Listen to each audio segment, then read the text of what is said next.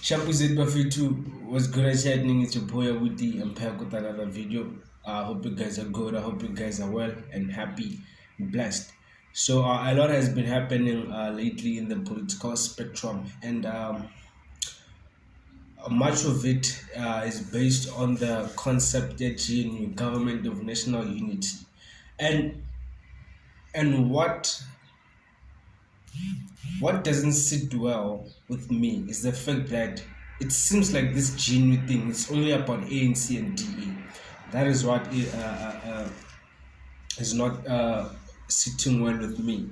But I'm not here to take sides. Um, DA has been threatening with its comments and all its negotiations, engagements actually. It seems like it's threatening to pull out of the GNU, and for me, it's like, kind of, why does it seem like this thing it's only focused on ANC and DA, Helen Ziller or John Steenhuisen. Sometime they said their goal is not on positions. Their goal is not on positions, but now you see the contradiction of that, right? Because now it's been said that President Cyril Ramaphosa, uh, out of all the positions that they negotiated for, Cyril Ramaphosa decided to, I don't know if it's a decision that he took on his own as the ANC, but allegedly he withdrew the Ministry in Trade, Industry and Trade, right? And it didn't sit well with them, right? And for me, it's like, okay, GNU can inally party inally tenant party, right? Then why does it seem like most of the also positions will go to ANC and DA, and one will say that because ANC and DA has got the majority within the GNU, and because they have a number of seats, that might count in it. But I'm like, this thing is called the GNU, Government of National Unity. So Khurumang Kumara seats or the ministry, it doesn't matter. What matters is assigning the correct and the right people into these positions, right? So that's my problem, to say, must this thing. This is why I see the differences between ANC and EFF, and all that has been said about the differences amongst the two. It's evident now that we can see it, right? Because you have Phil and Bundler saying this, you have Helen Ziller saying this, so it's like a contradiction of just everything. So that's one of the things with me that I just don't, I just don't get it. And I think it's an opportunity for the EFF and MK to come on the table and actually have the negotiations, right? And them them being part of the table, it will be initiated by DA not being part of the GNU, right? So that for me is something that just says to the people, to say, we don't give a fuck about you guys, but what we want is power. What about that power? Because if you check, they're talking about key positions. So why about the key position? About the grow country, grow country. We're not busy, more focused on key positions. Come on. And funny enough, by those comments, there was a plunge in the rent, and for me, that's just like economic racism.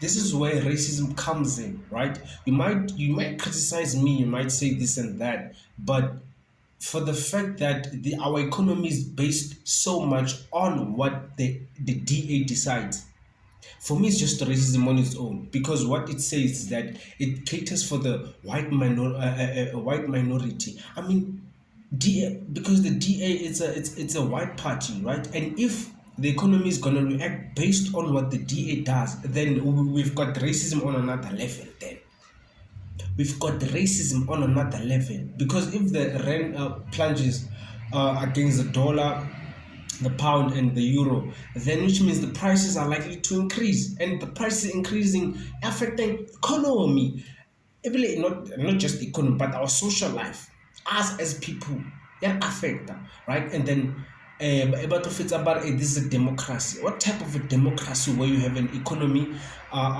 reacting based on what a political party does?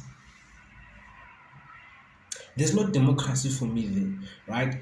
Um, so what's also interesting and what has been happening lately is the debate between which happened earlier today. Uh, this side it was morning, but that side I think it was midday, I guess. The debate between former President Donald Trump and the current concurrent President Joe Biden. And for me, it's just like the war, yeah, Cyril Ramaphosa and Jacob Zuma, right? President Trump was prepared, like Bafito, that man nali prepared, and me personally, I'm now Trump. I would go for Trump, right? Because these are the people who are too vocal, and these are the people who are likely to fix solutions, despite the horrible corrupt or what so not. Remember that Trump has got relations with your Vladimir Putin, and not just bargaining alliance bargaining. No, I just forgot.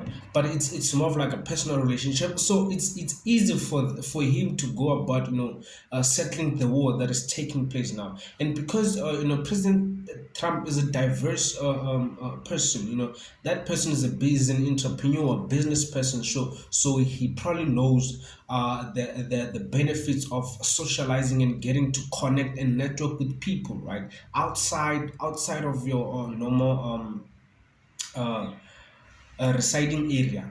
So it's one of the interesting things that has been happening lately, and I'm just happy for President Trump.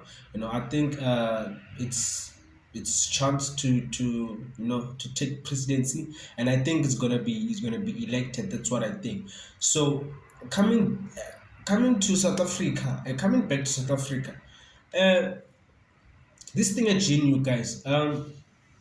Now I feel like ANC and won't wed each other. It'll be difficult for them to wed each other, because DA has got a certain philosophy on certain things, and ANC has got, and that's my problem. That's my problem, fighters, comrades. That's my problem, that this genuine thing is focused on only two parties. While you still have 8 other parties in the GNU. Is it because they're small? They've got a few seats. I mean, then if that's the case, then there's discrimination amongst the political spectrum, of which it's not new. It has always been happening. But if you say you want to fix the country, which is South Africa at this point, right, you can't be discriminating political parties.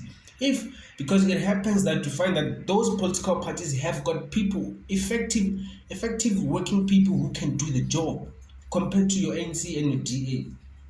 You've got effective people who can do the job, right? But it's like, okay, now we want power, so we understand that it's a power thing, right?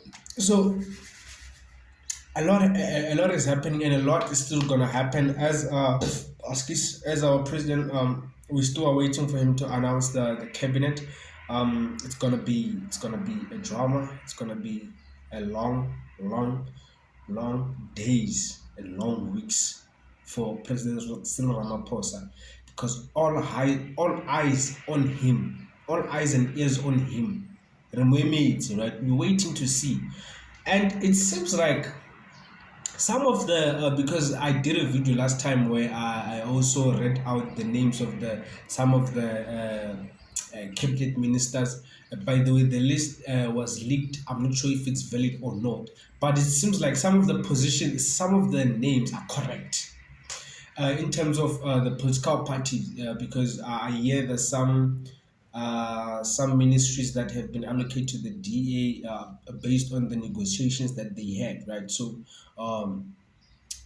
you then see that, okay, then it's true. And if it's true, yeah, it's about to go down. It's about to go down. So yeah, guys, from me to you guys, be good and be happy and be blessed, and don't forget to pray. Yeah, don't forget to pray. Please don't forget to pray, and please don't forget to subscribe, like, share, comment. From me to you guys, salute us. I'm out.